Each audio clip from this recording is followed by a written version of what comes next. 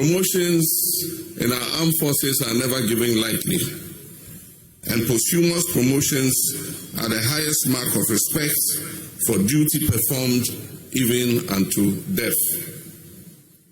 Accordingly, I have approved the following.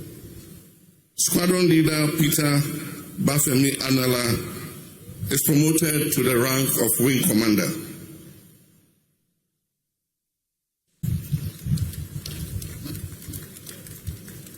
Flying Officer Manaen Ampadu is promoted to the rank of Flight Lieutenant. Sergeant Ernest Addo Mensah is promoted to the rank of Flight Sergeant. These are not just symbolic gestures. They represent the rightful place these officers have earned in our Republic's roll of honor, and the benefits due to their families will be reflected in these new ranks.